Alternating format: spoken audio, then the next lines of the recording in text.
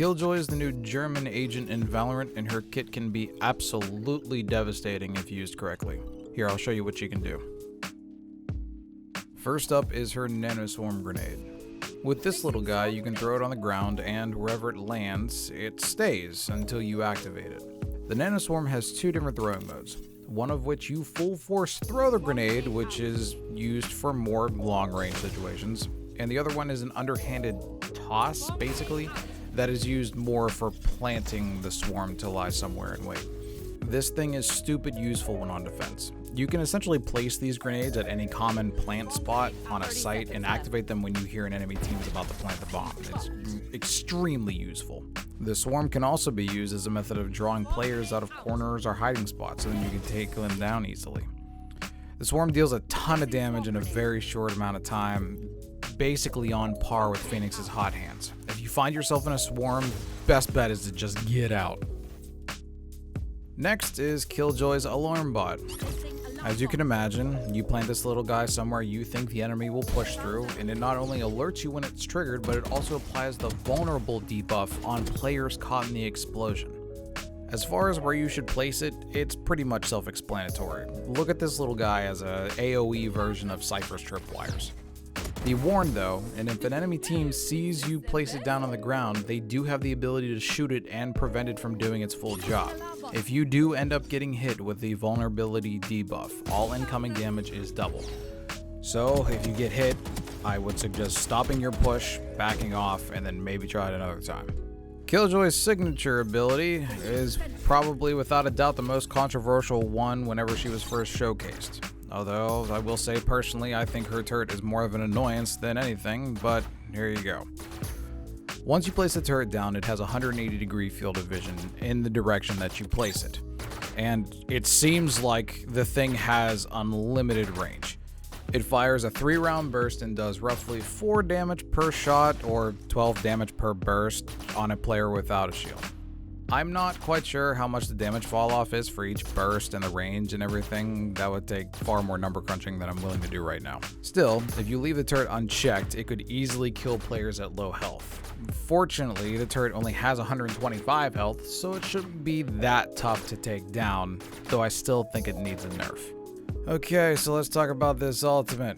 By far the most overpowered thing Killjoy has, and probably the most overpowered ability in the entire game. Lockdown is an AoE ult that once it is deployed has a wind-up time of about 13 seconds.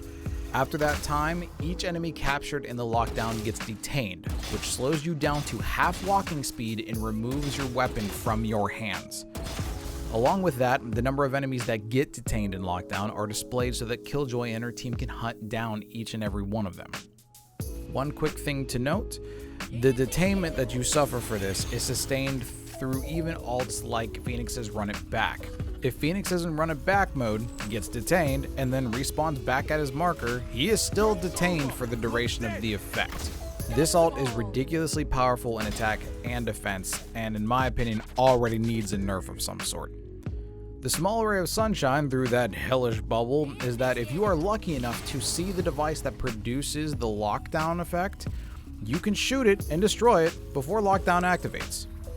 Even still, if you're going up against a Killjoy that knows the map well enough, you'll probably never see the beacon before it goes off. But, you know, good luck anyway.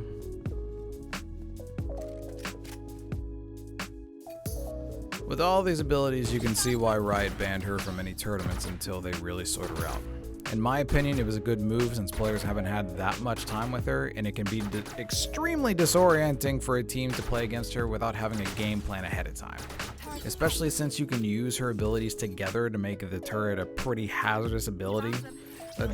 For example, if you use the turret around a corner where the alarm bot is placed and a player gets hit with a vulnerability debuff, that could easily just eat away at a large chunk of a player's health.